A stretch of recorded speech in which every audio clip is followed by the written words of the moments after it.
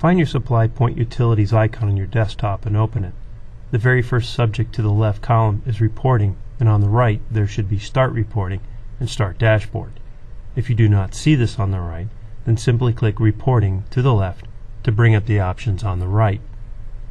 Depending on the version of software, you could have up to 20 or so standard reports in your section and 50 reports available to you in the Advanced section.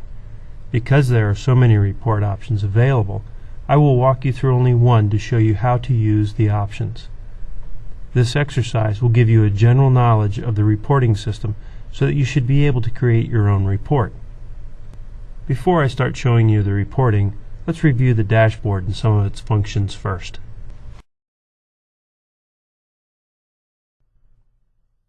The dashboard is set up to give you a quick look at how your inventory is doing. These gauges show you areas of your inventory that you may need to have a closer look at. You can also use the section below to further see how your inventory is being used. In the top-end Data tab, in the Analysis field, you can use the drop-down window. You can select the item, item groups, job, machine, or user.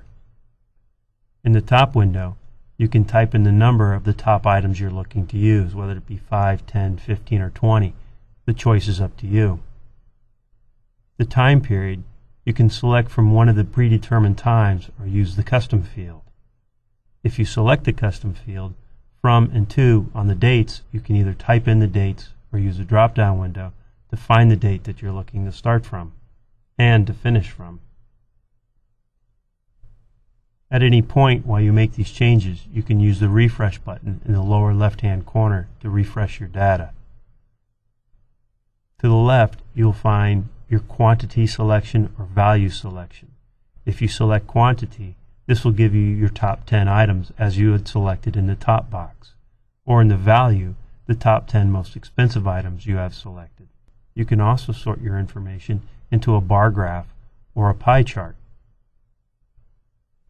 The next tab, Stock Data tab, is basically the same information with the exception you can only select item or item groups.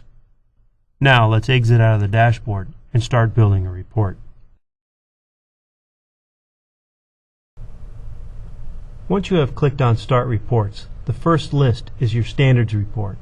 Depending on your software version, you could have up to 20 or so reports here. Most of these reports have been formatted and cannot be changed. Others do have some parameters you must select to refine your data. When opening up a report, all information is real-time and up-to-date.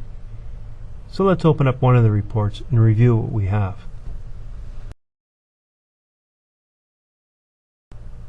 In the standard reports, I wanted to open up the stock list.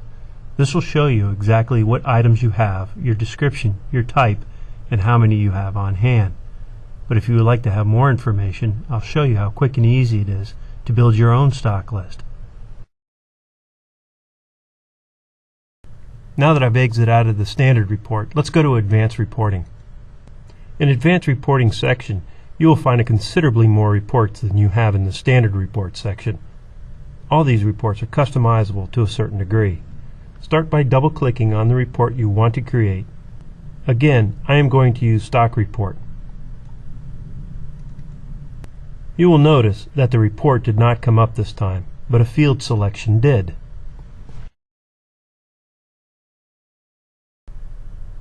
You can resize the window to make it easier to navigate.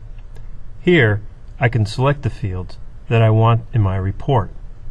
Item, quantity in stock, item description, unit cost, minimum, maximum, and value in stock. Let's look at our report and select Go. You saw how simple it was to build the stock report. Simply click on the field and hit Go and run it to review it. This report has all the information that I'm looking for, and it is a little bit different from the standard report you saw earlier. Also, there are 2 pages to this report. You may have more depending on your inventory. If you look at the toolbar to the top left center, you will see that we have 2 pages. Use the arrows to cycle through the pages. The report is taking shape, but there's a few more things that I would like to change to make it exactly the way I would like it to look. Use the back button at the very bottom of the window to cycle back to the field selection. What I'd like to see is my quantity in stock before my unit cost. So to the right hand side, these arrows are used to move these items. The single arrow will move it up only one space, where the double arrow will move it all the way to the top, or the arrows below will do exactly the same, just in the opposite direction. I would also like to see value in stock to have a subtotal. Double-click on Value to bring up the Advanced Settings field. In this field, you can change the field caption, you can change the column width, the font, or the font size. Since I want a subtotal, I simply click on the box and select OK. Since we're talking about the advanced fields, let's go ahead and try it on the items list. If you'll notice, the value in stock has been highlighted in red, showing you an advanced field has been selected. Let's go ahead and double click on the items list. Again, you could change the field caption, the column width, or the font size.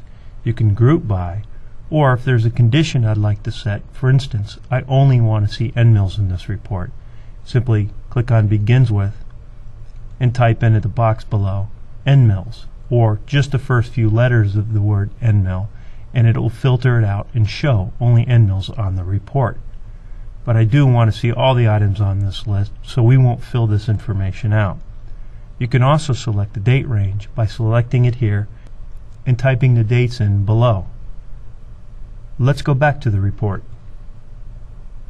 Now you'll notice quantity in stock and unit cost have changed. It was simply as moving it up or down on the list. I also have a subtotal in my value in stock. This report is basically the way I'd like it to look. I want to make it a little bit easier to follow through during our meetings, so there's one more change that I would like to do. In the stock field selection, in the toolbar, select Edit, Report Options. I would like to make this report easy to follow as we go over it, so I want to make the alternating lines on the report different colors. Because it will be printed out in black and white, a nice light gray will do just fine. Let's have one more look at the report. Now this report is the way I'd like it to look. And what I want to do at this point, so I don't have to go in here each time to build the report, is I'd like to save the settings.